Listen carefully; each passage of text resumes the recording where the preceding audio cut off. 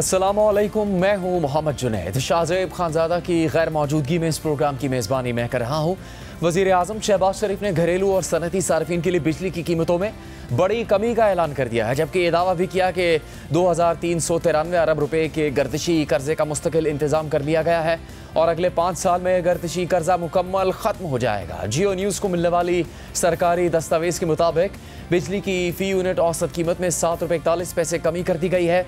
बिजली की फ़ी यूनिट औसत कीमत 45 रुपये से कम करके 37 रुपये 64 पैसे कर दी गई है। माहाना 200 यूनिट इस्तेमाल करने वाले घरेलू सार्फिन के लिए बिजली की फ़ी यूनिट कीमत 17 रुपये 65 पैसे से कम करके 11 रुपये 51 पैसे कर दी गई है, जबकि 300 यूनिट माहाना इस्तेमाल करने वाले घरेलू सार्फिन के लिए फ़ी यूनिट कीमत 41 रुपये 26 पैसे से कम करके 34 रुपये कर दी गई है। माहाना 300 से ज़्यादा यूनिट इस्तेमाल करने वाले घरेलू सार्फिन के लिए एक यूनिट 55 रुपये 70 पैसे के बजाय अब 48 रुपये 46 पैसे का होगा।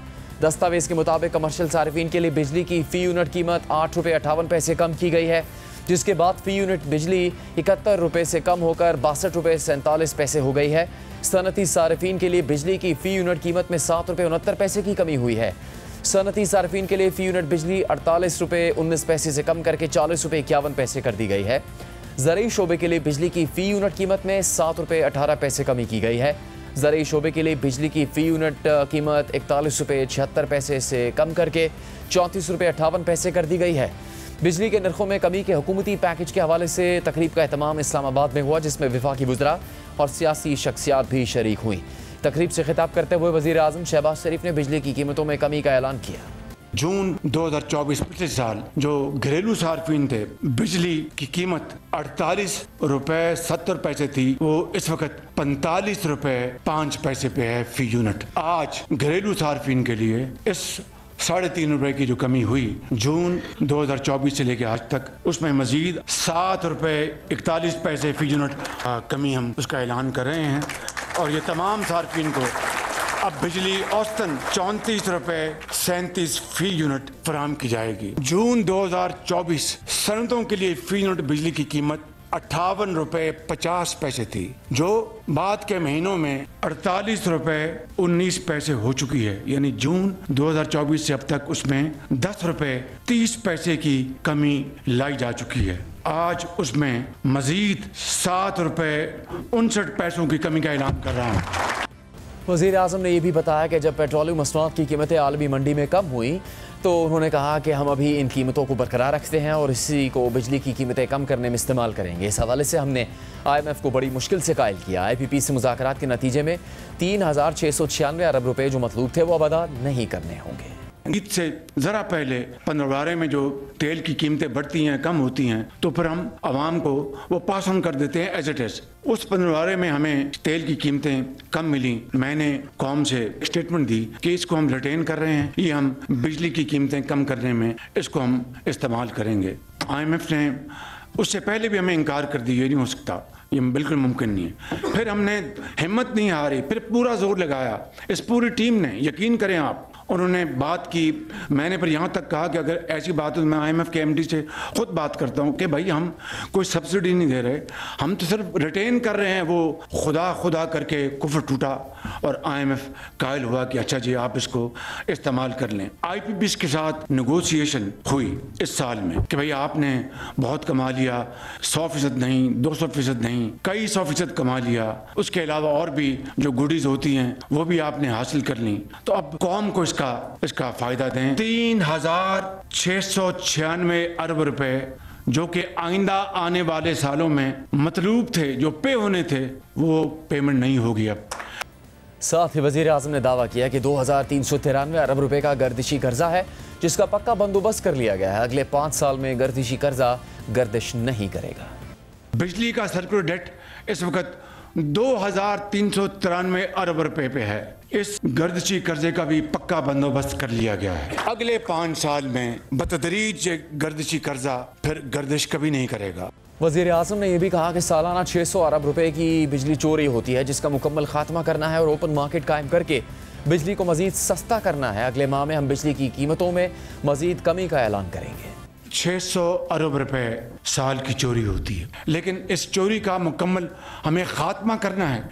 ओपन मार्केट कायम करके बिजली को मजीद सस्ता करना है। इम्पोर्टेंट हदफ जो आपके जो डिस्कोस हैं, बावजूद इस बात के कि हम डिस्कोस में बड़े अच्छे बोर्ड्स लेके आए हैं, अगर मुझे ये कोई बात ये मुस्दा सुनाए वहाँ पर बड़ी नीचे दूध की और शहद की नहरें बह रही हैं, तो मैं समझता हूँ इससे बड़ी और कोई गलत बयानी हो नहीं सकती। आम सारिफ को तंग किया जाता है, हर काम के लिए पैसे लिए जाते हैं, लिहाजा इन डिस्कोस को फौरी तौर पर प्राइवेटाइज या प्रोविशनलाइज करना होगा और फिर अगले माह में दोबारा हम आपके पास जिंदगी रही तो हाजिर होंगे और बिजली की कीमतों में मजीद कमी का यहीं पर इंशाअल्लाह ऐलान करेंगे।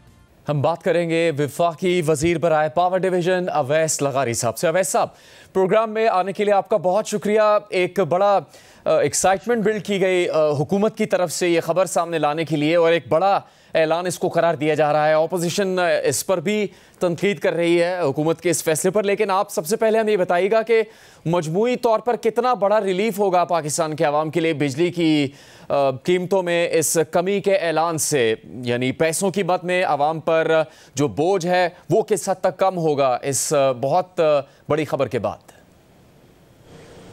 शुक्रिया जुनेद भाई। एक तो हमने जो आईपीपी के कॉन्ट्रैक्ट्स को रिव्यू किया है उसके अंदर तकरीबन कोई 3,300 कुछ अरब रुपए हमने आइंदा चंद सालों के अंदर जो आवाम ने पे करने थे उसकी बचत की और उसी जी बचत को सालाना तौर के ऊपर जितना हम आवाम को पास ऑन कर सके और किया मुकम्मल तौर के ऊपर वो तकरीबन 7 रुपये 41 पैसे फ़ी यूनिट बाकी तमाम के लिए और 7 रुपये तकरीबन 69 पैसे हमने इंडस्ट्री के लिए उसको पास ऑन किया, जिससे जी अरबों रुपए का फ़ायदा लोगों को पहुंचेगा। यानी तकरीबन सालाना बुनियाद के ऊपर 6 से 700 अरब रुपए ऐसे जो कंज्यूमर से वसूल किए जाते थे पहले वाले रेट्स के मुताबिक, वो आइंदा नहीं किए जाएंगे और उनको 600-700 अरब रुपए सालाना का ये रिलीफ में तकरीबन ये ट्रांसलेट होगा। उसके अलावा अल्हम्दुलिल्लाह हमने जो पीडीएल जो प्राइम मिनिस्टर साहब ने पिछले दिनों में वादा किया था आवाम को पास ऑन ना करने की वजह से बचत को बिजली के कंज्यूमर्स को पास ऑन करने के लिए, वो भी वादा पूरा किया। ये हमारे कायद मियाँ मोहम्मद नवाज शरीफ साहब की पहले दिन से हमें हदायत थी कि आवाम को रिलीफ मिलना चाहिए, बिजली की महंगाई जो बिजली की कीमतों की वजह से बढ़ी है उसको ख़त्म होना चाहिए। तो हमने अपने जमात के कायद के हुक्म के मुताबिक प्राइम मिनिस्टर साहब ने ख़ुद एफर्ट को लीड किया और हमने इसको ट्रांसलेट किया आम आवाम की बेहतरी के लिए। इसमें मुख्तलिफ जो स्लैब्स हैं उसमें मुख्तलिफ लोगों को फ़ायदा पहुँचेगा।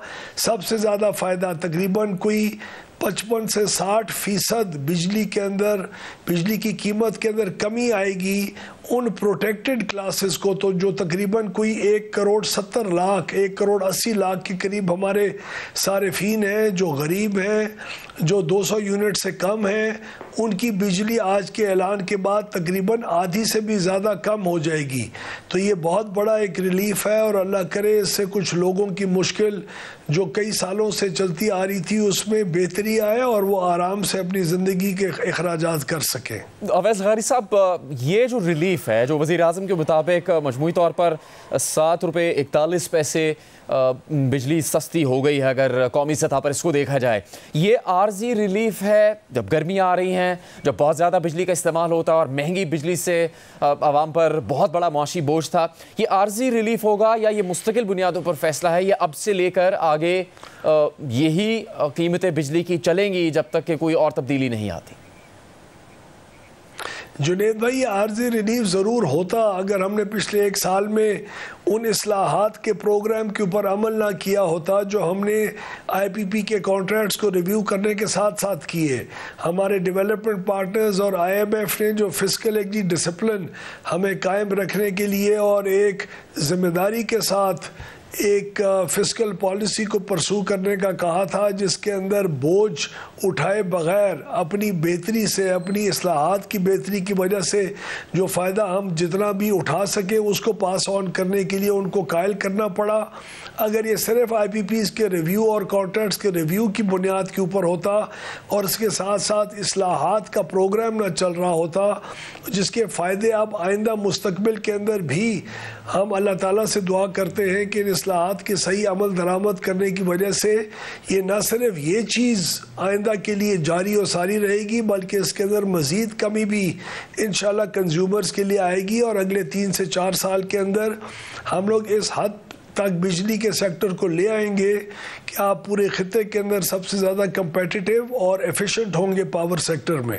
अवैस गैरी साहब, 4 अगर वजूहात हुकूमत बयान करती है कि IPPs के साथ जो मुआहदों पर नजरसानी हुई, लाइन लॉसेस कम किए गए, आपने इस्लाहात का नाम दिया उसको, इसके अलावा 2 और तब्दीलियाँ कि आलमी सतह पर पेट्रोल की कीमतें कम हुई, उससे जो रिलीफ मिला वो यहाँ पर मुंतकिल किया गया है, और फिर IMF से भी इसकी इजाज़त मिल गई। अगर इनमें से किसी चीज़ में तब्दीली आ जाती है, ख़ासतौर पर अगर पेट्रोल की आलमी मंडी में कीमत तब्दील हो जाती है या डॉलर के रेट में कोई फ़र्क आ जाता है, तो क्या तब भी बिजली की कीमतें यही रहेंगी? जी, हमारी बिजली की कीमतों का इन्हिसार, ये जो हमने इक़दाम उठाए हैं ये तो अब मुस्तकिल रहेंगे, इसके अंदर कोई और मज़ीद चेंजेस नहीं आएंगे इंशाल्लाह। लेकिन अगर फ्यूल के चार्जेस, अगर गैस, कोयला, तेल, अगर ये चीज़ें महंगी होती हैं या शरह सूद ज़्यादा बढ़ती है या आपकी पाकिस्तान का रुपया ज़्यादा डिवैल्यू होता है, तो उसका बहरहाल पावर सेक्टर की जो पेमेंट्स होती हैं उसके ऊपर असर होता है। लेकिन हमारी एक बेहतर स्टेबल इकॉनमी, फाइनेंस मिनिस्ट्री की पॉलिसीज़ और हमारी ओवरऑल जो पूरे पाकिस्तान के अंदर मुख्तलिफ शोबों में रिफॉर्म्स आ रहे हैं, उससे ये चीज़ें इतनी ज़्यादा मुमकिन नहीं है। इंशाल्लाह हम उम्मीद रखते हैं कि ये अमल कीमतों का कम होने का जारी रहेगा। अवैस गैरी साहब, वज़ीर-ए-आज़म ने भी इस बारे में बात की है, ख़ास तौर पर आज के इस ऐलान के हवाले से। वो मामला है सर्कुलर डेट का, जिसका एक बहुत बड़ा जिन पैदा हुआ सिविल हुकूमतों के ही दौर में पाकिस्तान में। कई बरस पहले ये सर्कुलर डेट ख़त्म कर दिया गया था, लेकिन फिर इस हद तक बढ़ गया कि 2400 अरब का सर्कुलर डेट है, उसमें 1253 अरब बैंकों से हासिल करने की इजाज़त मिली है। वज़ीर-ए-आज़म ने लेकिन आज बड़े पुरएतमाद तरीके से कहा कि इसका मुकम्मल बंदोबस्त कर लिया गया है, अगले 5 बरस में इसको ख़त्म कर दिया जाएगा और फिर कोई और गर्दिशी कर्जा नहीं होगा।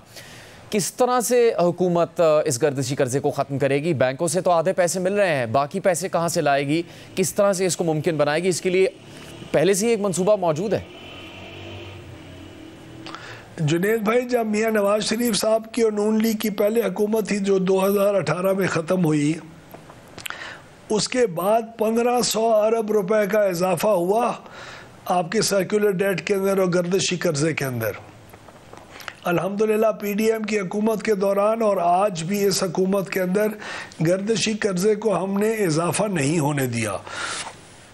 जो 2400 अरब रुपए के करीब का गर्दिशी कर्जा है, उसकी पूरी जामे हिकमत अमली तय हो चुकी है, हमने उसके ऊपर काम कर लिया है और इंशाल्लाह अगले चंद दिनों में आपको ये शायद खुशखबरी मिले कि हमारी बैंकों के साथ जब एग्रीमेंट हो जाएगी तब हम शरह सूद कम होने की वजह से और बेहतर फाइनेंशियल रीस्ट्रक्चरिंग जो हम अपने पावर सेक्टर की डेट की कर रहे हैं, सर्कुलर डेट की, उसके ज़रिए हमारे पास इतनी सेविंग्स हो जाएंगी जिसके ज़रिए हम लोग इंशाल्लाह न सिर्फ इसका सूद सिर्फ अदा जो माजी में करते रह गए हैं, तो बग़ैर कंज्यूमर के ऊपर और सार्फिन के ऊपर इजाफी बोझ डाले हम इसी पैसे को इस तरह रिस्ट्रक्चर किया है कि अगले 5 से 6 साल के अंदर हम न सिर्फ सूद की पेमेंट करेंगे बल्कि जो असल रकम है 1200 कुछ अरब रुपए की, वो भी हम पे ऑफ करके गर्दिशी कर्जे को ज़ीरो के ऊपर ले आएंगे। तो इंशाल्लाह इस हुकूमत की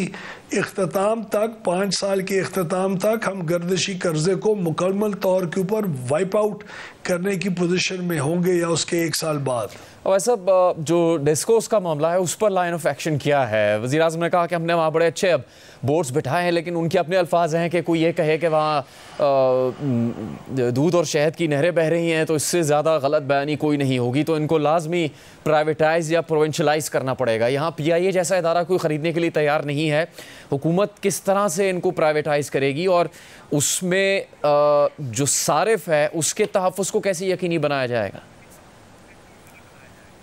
हमारी इस वक्त 3 डिस्ट्रीब्यूशन कंपनीज की प्राइवेटाइजेशन प्रोसेस जुनेद साहब बहुत एडवांस स्टेज के ऊपर है। फाइनेंशियल एडवाइज़र काम कर रहा है और मैं कोई एग्जैक्ट टाइम नहीं देना चाहता, लेकिन इंशाल्लाह इन द नियर फ्यूचर हम अगले फाइनेंशियल ईयर के अंदर अंदर ये हदफ हमने अपना रखा है कि हम इंशाल्लाह इन 3 कंपनीज को प्राइवेटाइज करके हैंड ओवर कर चुके होंगे और अगली 3 की प्राइवेटाइजेशन का भी मार्केट के अंदर एपेटाइट देखने के साथ साथ हम लोग उनकी भी प्राइवेटाइजेशन के अमल को फुल स्केल के ऊपर ऑन कर चुके होंगे।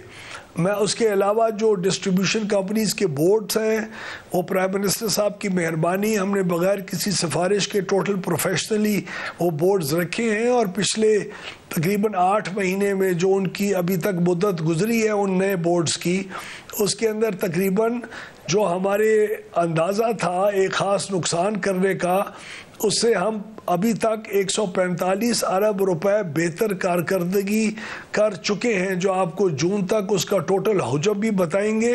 अभी तक पिछले 8 महीने में जो नुकसान हमने करने थे रवायती तौर के ऊपर जो हमने बजट किए हुए थे उससे हम आज 145 अरब रुपए बेहतर हैं।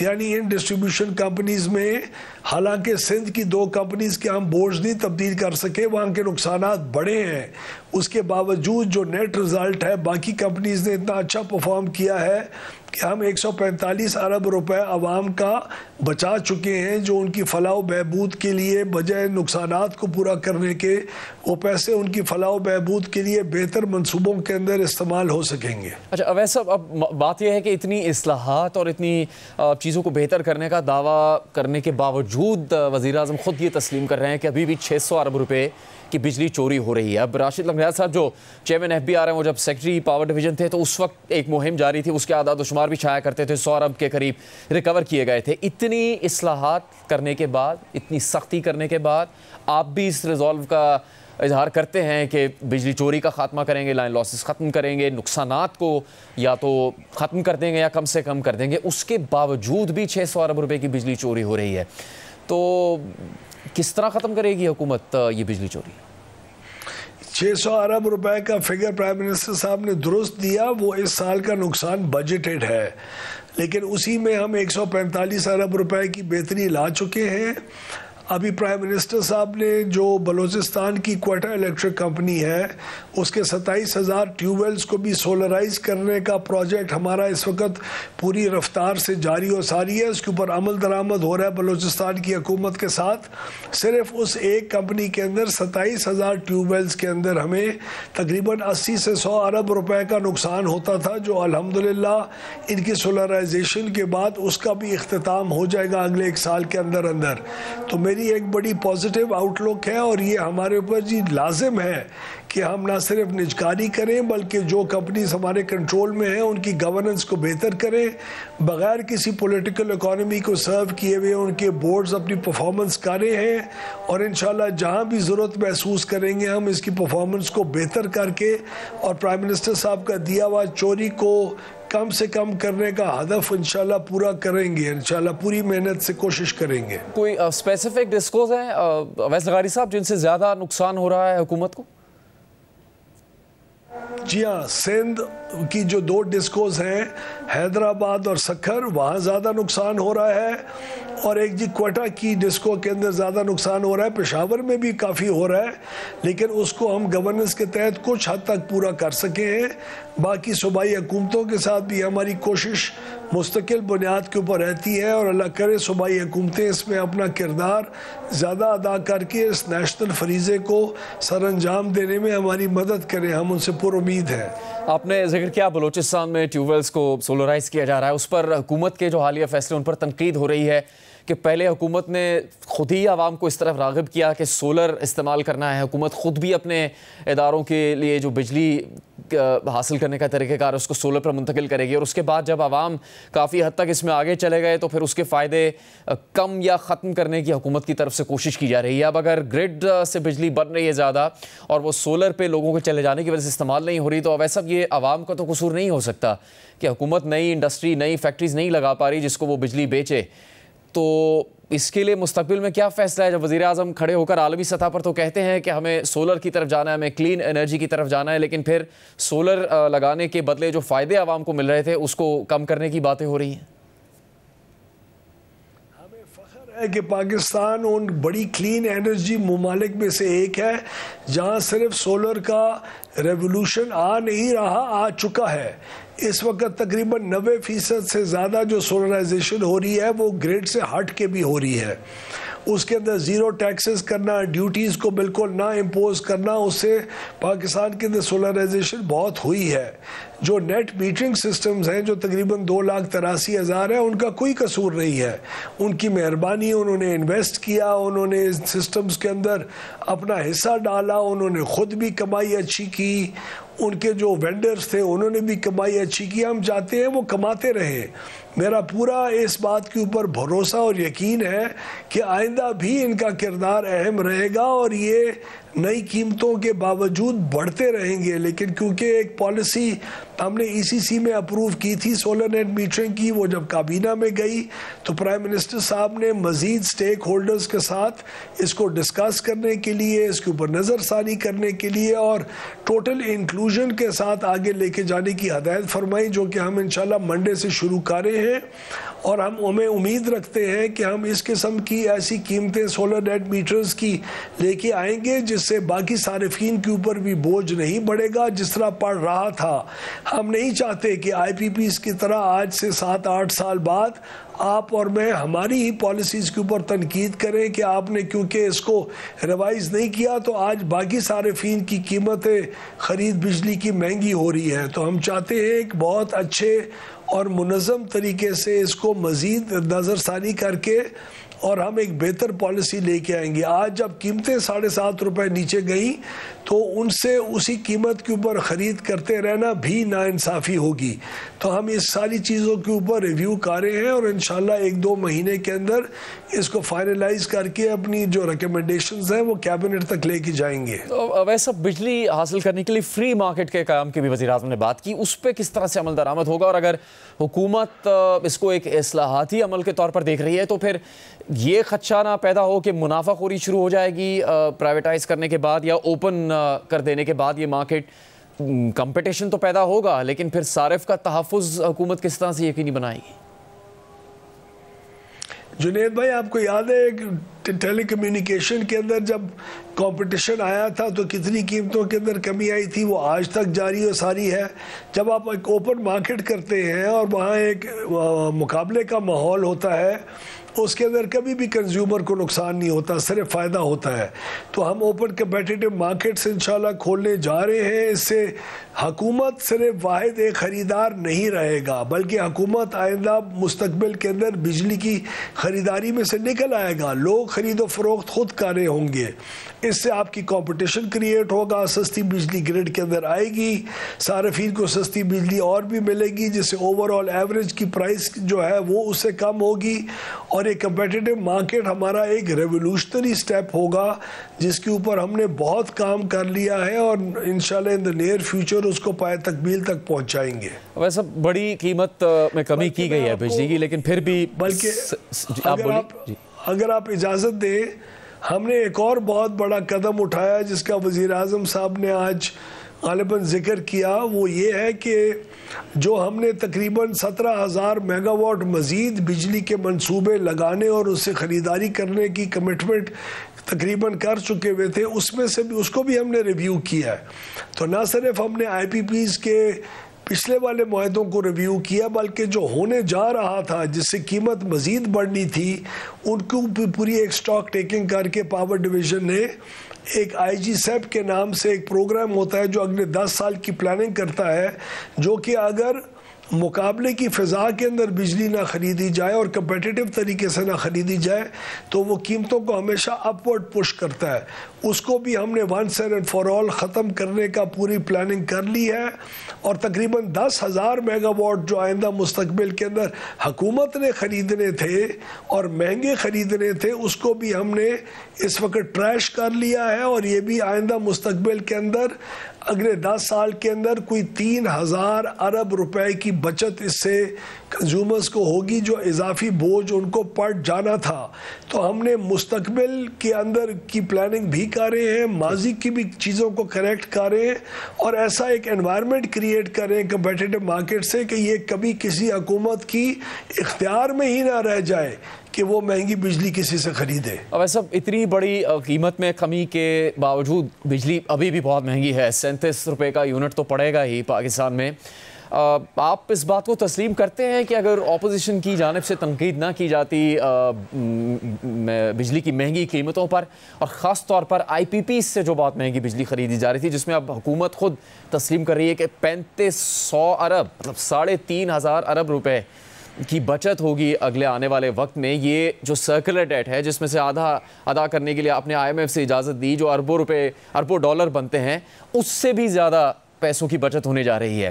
तो अगर ऑपोजिशन ना आवाज़ उठाती तो फिर हुकूमत तो कभी भी इसके ऊपर काम ना करती। आप इस बात को तस्लीम करते हैं?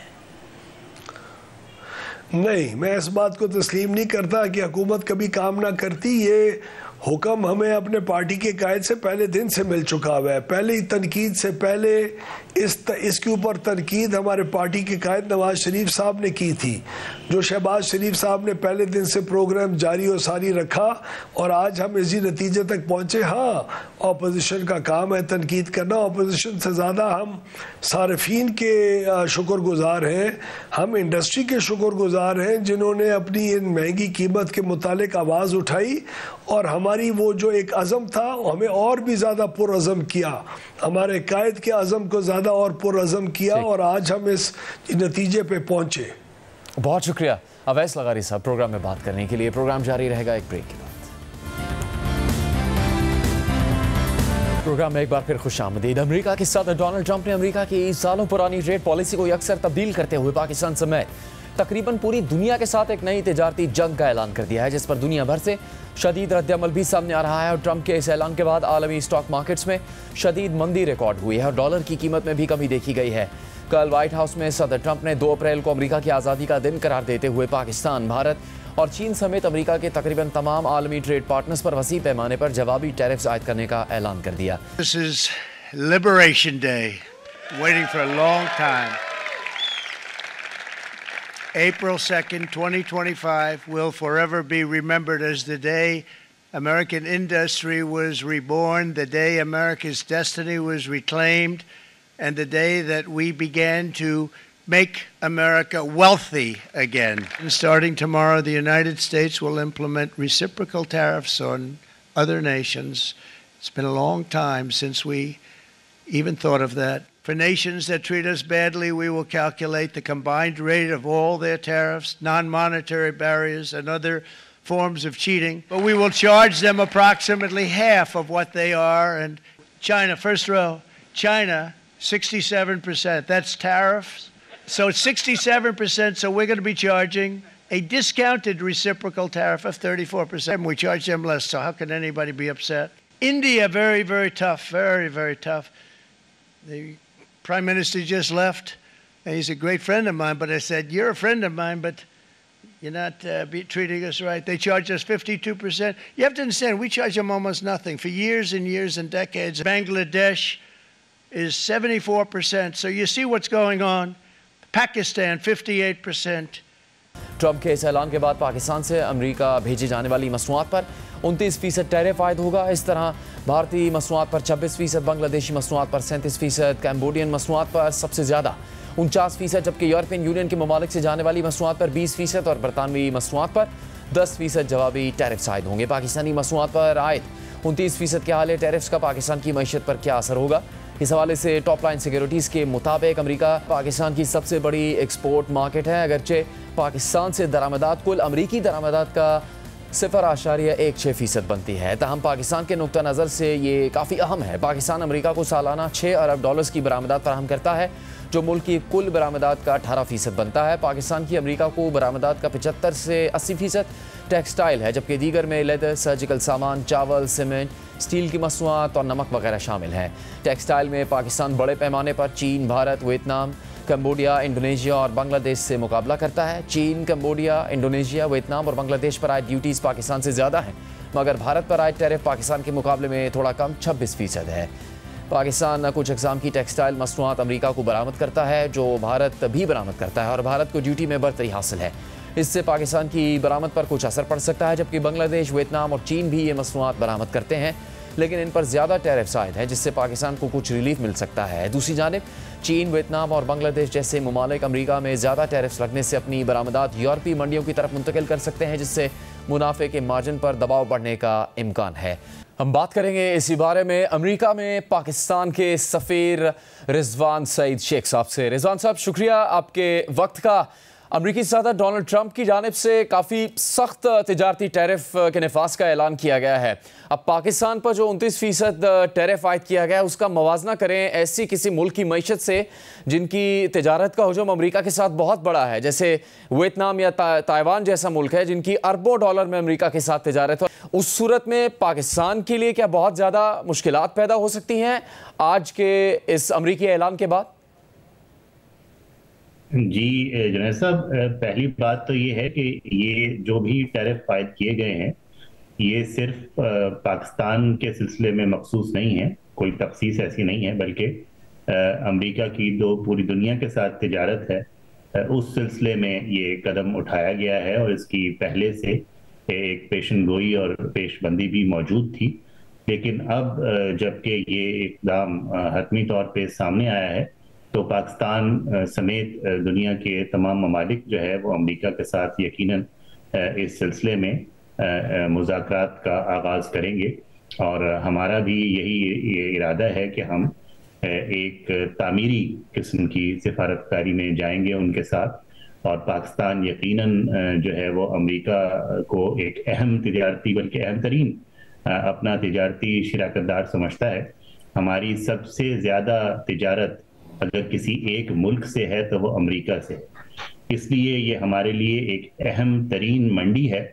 और हमारी ये कोशिश है कि इसमें न सिर्फ ये कि जो मौजूदा सूरत हाल है इससे हम नबरदाज़मा हों तामीरी मुज़ाकरात के ज़रिए, बल्कि अगर देखा जाए तो इसी तिजारत में ही हमारे लिए वसीतर इम्कानात मौजूद हैं।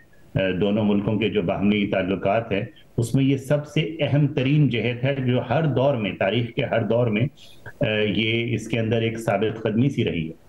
अमेरिका हमेशा से हमारा एक अहम तिजारती शराकतदार रहा है और हम चाहते हैं कि इसमें मज़ीद इजाफा हो। तो मौजूदा सूरत हाल के पेश नज़र, मौजूदा इक़दामात के पेश नज़र हम मस्बत तरीके से उनके साथ सिफारती एक अमल शुरू करेंगे और उसमें यकीनन बेहतर नताइज की तवक्को की भी जानी चाहिए और हमें है भी। रिजवान साहब, किस तरह से पाकिस्तान इस सिलसिले में बातचीत को आगे बढ़ा सकता है?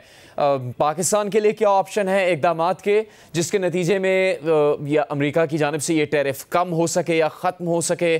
चूँकि आपने ख़ुद कहा पाकिस्तान के लिए अमेरिका एक सबसे अहम तिजारती मंडी है। अगर एक मुल्कों की फहरिस्त देखा जाए तो उसमें सबसे ज़्यादा तिजारत पाकिस्तान अमेरिका के साथ करता है। तो उस सूरत में तो पाकिस्तान की तिजारत इस चीज़ की मुताहमिल हो सकती है कि वो 29% जो टैरिफ पाकिस्तान पर आयद किया जा रहा है अमेरिकी सदर डोनाल्ड ट्रंप के ऐलान के मुताबिक, उसका मुकाबला कर सके। देखिए, आज ही से ये अमल जो है हम वो शुरू करने जा रहे हैं। अब से कुछ देर में जो अमेरिकी तिजारती नुमाइंदा है, जो मुआविन नुमाइंदा है, उनके साथ मेरी मुलाकात है थोड़ी ही देर में, बल्कि आप जैसे ही ये इंटरव्यू ख़त्म करेंगे तो वो शुरू हो जाएगी। तो उसमें हमारी कोशिश ये होगी कि जो मुनज़्ज़म तरीका है, एक हमारा टीफा का एक प्रोसेस है जिसमें तिजारत और सरमायाकारी से मुतल्लिक दोनों मुल्कों के जो बाहमी ताल्लुकात हैं उसके ऊपर बातचीत की जाती है। तो वो सालाना तौर पर और मुस्तकिल बुनियादों पर वो होता है। तो एक तो उसके अंदर यकीनन ये मामला ज़ेरे बहस आएगा, लेकिन इससे पहले भी फौरी तौर पे जो है हम गुफ्त शनीद का आगाज करके पहले इस मामले को और उनके खदशात को, उनकी जो तशवीश है उसको समझने की कोशिश करेंगे और फिर मस्बत बुनियादों पे हमें यकीन है कि हम उनका अजाला भी कर सकेंगे अगर कोई शिकायत है। और हमारे लिए भी ये मौका है, हमारे लिए भी, हमारे कारोबारी तबके के लिए भी, कि अगर वो मुल्क जिनके साथ हमारा मुकाबला है, अगर कहा जाए तो टेक्सटाइल के मैदान में या किसी और मैदान में, हमारी सबसे बड़ी एक्सपोर्ट यहाँ पे टेक्सटाइल है, तो उनके ऊपर अगर ज्यादा टैरिफ लगाए गए हैं, जो कि लगाए गए हैं, तो हमारे लिए ये मौका है कि हम इससे फायदा भी उठाएं और अपनी जो पैदावार है, हमारे कारोबारी तबके को चाहिए कि वो उन मखसूस शोबों में उसको इस हद तक बढ़ाए कि जो इम्कानात इस खतरे के पेश नज़र मौजूद हैं, जो टैरिफ लगाए गए हैं, उसमें जिस तरह हर खतरे के अंदर एक मौका होता है, इसके अंदर भी ये मौका मौजूद है। जी फरमाएगा कि वो मौका क्या है? पाकिस्तान अमेरिका को जो एक्सपोर्ट करता है उसका हजम तकरीबन $6 अरब है, तो उसको बढ़ाने के लिए कोशिशें की जाएंगी। आपकी मुलाकात होने जा रही है, क्या इस्लामाबाद का भी वाशिंगटन डीसी से रब्ता है इस सिलसिले में? जी जी बिल्कुल है। राब्ता तो जाहिर है कि सिफारतकारी में मुसलसल रहता है और है भी सही, और इस मौके पे उसको मजीद बढ़ाया भी जाएगा।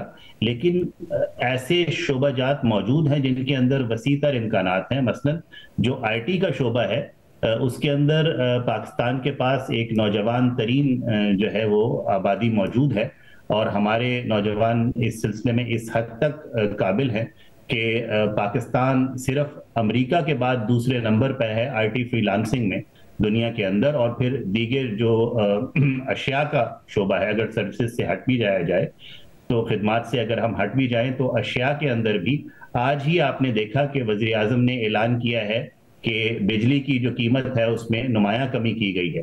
तो ये बिजली की कीमत भी पैदावारी लागत में जाती है, और पाकिस्तान यकीनन इस कम कीमत के बाद जो हमारी मुसाबकत है जिन मुल्कों के साथ, उसमें अगर हमारी पैदावारी लागत कम है, जो कि वैसे भी कम है, जब हम उसका फायदा उठाना चाहेंगे तो ये मौका यकीनन हमारे पास मौजूद है। और इन तमाम बातों पर और इनकी मुख्तलिफ जुज़ियात पर जो है वो एक तामील। अमेरिका नए सदर के आने के बाद एक नए दौर में दाखिल हो रहा है, मुख्तलिफ तरीके से मामलात को देखा जा रहा है अमेरिका में। इस सारे अरसे में वीज़ा पाबंदियों के खदशात भी मौजूद हैं, जिसके ऊपर बात भी की जाती रही है अमेरिका में। इस वक्त किसी किस्म का कोई खदशा मौजूद है कि पाकिस्तान को वीज़ा पाबंदियों का सामना करना पड़ सकता है? और अगर ऐसी कोई तहफ़्फ़ुज़ात हैं अमेरिका के, तो उस सिलसिले में पाकिस्तान की जानिब से कोई सिफारतकारी हो रही है? आपकी टीम इस सिलसिले में कोई किरदार अदा कर रही है ताकि इस खदशे को दूर किया जा सके और पाकिस्तान और पाकिस्तानियों को अमेरिका सफ़र या दीगर मकासद के लिए सफ़र करने के हवाले से पाबंदियों का सामना ना करना पड़े?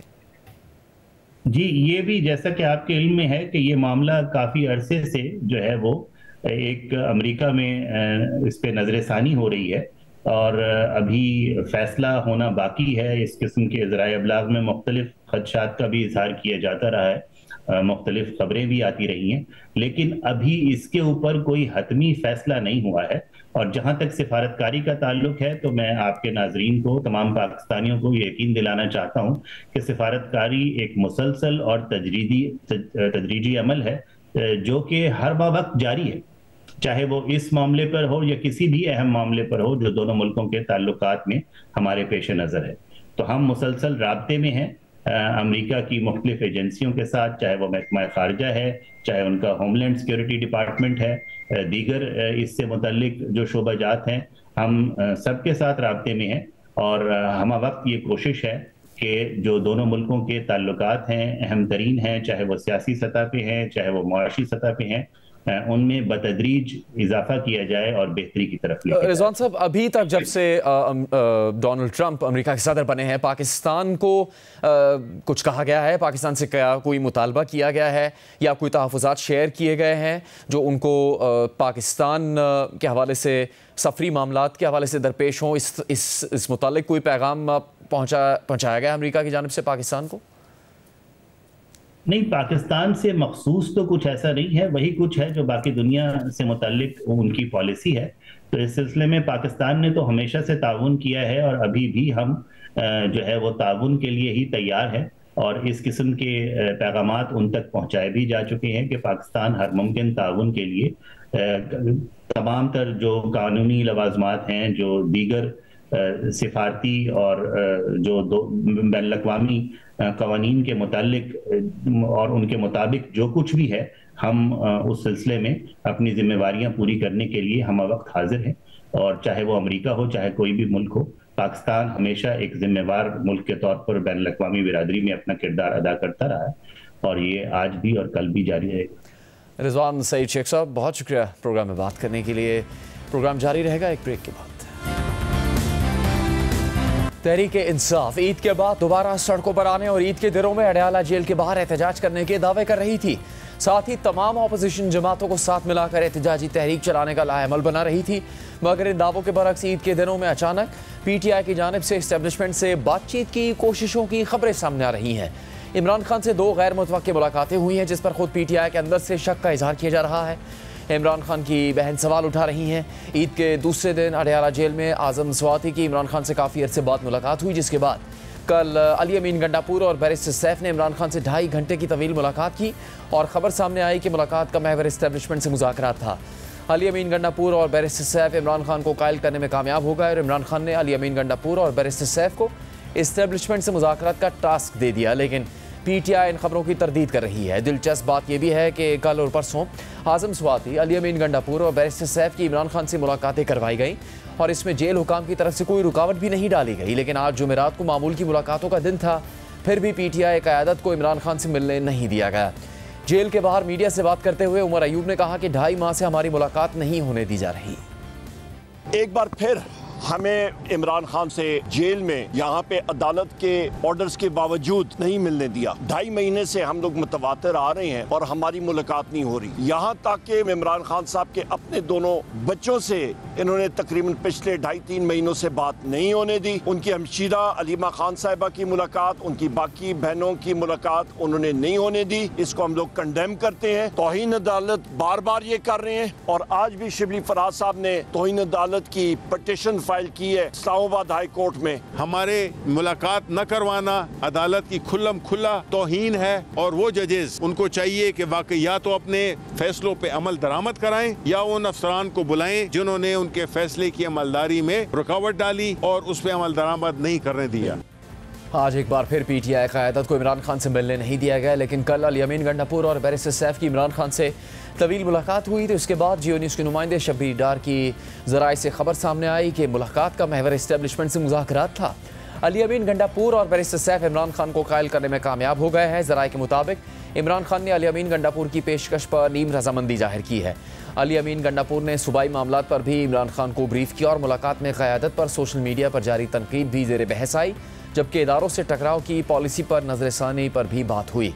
इमरान खान ने अली अमीन गंडापुर और बैरिस्टर सैफ को इस्टेब्लिशमेंट से मुज़ाकरात का टास्क दिया और इस्टेब्लिशमेंट से मुज़ाकरात में किसी पेशरफ्त का किसी खुफिया रखने पर इत्तेफाक हुआ। आइंदा चंद रोज़ में अली अमीन गंडापुर इमरान खान से एक और मुलाकात करेंगे। ज़राए के मुताबिक आजम स्वाति की मुलाकात का इंतज़ाम भी अली अमीन गंडापुर ने किया था। आजम स्वाति ने इमरान खान से इस्टेब्लिशमेंट से मुज़ाकरात की रजामंदी मांगी थी। इमरान खान ने इस्टेब्लिशमेंट से मुज़ाकरात की हामी नहीं भरी, ताहम बुशरा बीबी ने रजामंदी जाहिर की थी। अली अमीन गंडापुर की इमरान खान से मुलाकात आजम स्वाति की मुलाकात का तसलसल थी, लेकिन PTI इन खबरों की तरदीद कर रही है। पार्टी तर्जुमान शेख वकास अकरम की तरदीद के अलावा खुद बैरिस्टर सैफ ने अपने बयान में कहा है कि मीडिया ज़राए के नाम पर इस्टेब्लिशमेंट से मुज़ाकरात शुरू करने की खबरें चला रहा है। इमरान खान ने इस्टेब्लिशमेंट से मुज़ाकरात के हवाले से किसी को भी कोई नया टास्क नहीं दिया। मीडिया बगैर तस्दीक के ज़राए से खबरें नशर करने से गुरेज करे। मुलाकात में हुकूमती मामलात, दहशतगर्दी और अफगानिस्तान के अमूर पर तबादला ख्याल हुआ। इमरान खान ने वाज़ेह तौर पर कहा कि वो अपनी रिहाई और ज़ाती फ़ायदे के लिए इस्टेब्लिशमेंट समेत किसी से बातचीत नहीं करेंगे। इसके अलावा हालिया मुलाकातों पर खुद इमरान खान की बहन अलीमा खान ने भी सवाल उठा दिया है। अलीमा खान ने एक्स पर लिखा कि हमें जेल हुकाम की तरफ से वाज़ेह तौर पर कहा गया है कि सरकारी तातीलात के दौरान अहले खाना को इमरान खान से मुलाकात की इजाज़त नहीं होगी। इस मंगल के दिन सरकारी छुट्टी थी और हम आखिरी दफ़ा 18 मार्च को मंगल के दिन अपने भाई से मिले थे और अगले मंगल यानी 25 मार्च को हमें फिर मिलने नहीं दिया गया था। जब हमें इमरान खान से मिलने नहीं दिया गया तो कैसे चंद लोगों को उन तक रसाई दी गई? क्या सरकारी तातीलात को मुलाकात ना करवाने की पाबंदी सिर्फ अहले खाना के लिए है?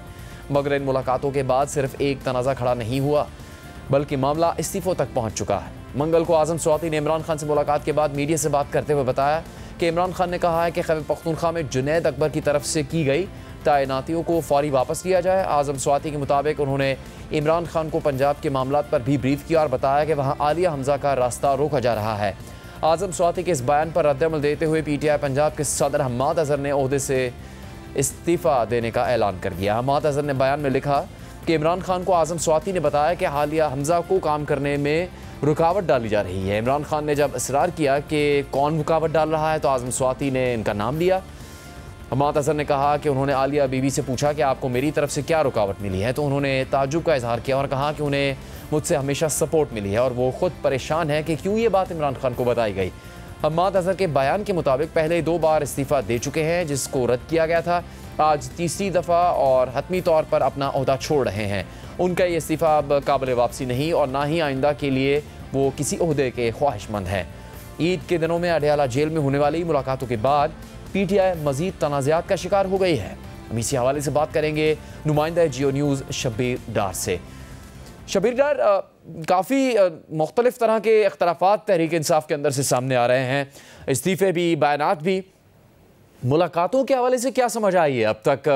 तहरीक इंसाफ के जो सरकर्दा रहनुमा हैं, जो मंजर आम पर रहते हैं, वो तो मुलाकात के लिए जाते हैं, उनकी मुलाकात नहीं हो पाती, लेकिन कुछ दीगर ऐसी शख्सियात हैं जिनका PTI से ताल्लुक़ रहा है या अब भी है किसी न किसी हवाले से, उनकी मुलाकात हो जाती है। तो कोई वाज़े मौक़िफ़ मिल सका है, जैसे शिबली फराज से या उमर अयूब से या सलमान अकरम राजा से अभी तक? जुनैद अली अमीन गंडापुर बैरिस्टर साहब की मुलाकात के हवाले से हमारी बात हुई थी आज शिबली फराज से भी, उमर अयूब साहब से भी। वो भी ये कह रहे हैं कि हमें समझ नहीं आ रही कि ये मुलाकातें कैसे हो जाती हैं। हम इतने अरसे से मुलाकात की कोशिश कर रहे हैं लेकिन मुलाकात नहीं हो रही है। दूसरी बात यह है कि PTI के जो लोग हैं वो इन बातों की तरदीद तो करते हैं अक्सर व बेशतर, लेकिन अक्सर व बेशतर हमने देखा है कि एक्चुअली पर्दे के पीछे जो बातें, जिन बातों की वो तरदीद कर रहे होते हैं, वो एक्चुअली हो रही होती हैं और बाद में PTI के लोग खुद भी इन बातों की तस्दीक करते हैं। अच्छा, गुज़िश्ता रोज जो अली अमीन गंडापुर और बैरिस्टर गौहर खान की, बैरिस्टर साहब की मुलाकात हुई है अडयाला जेल में, तवील मुलाकात हुई है, करीबन 2.5 घंटे तक ये मुलाकात जारी रही।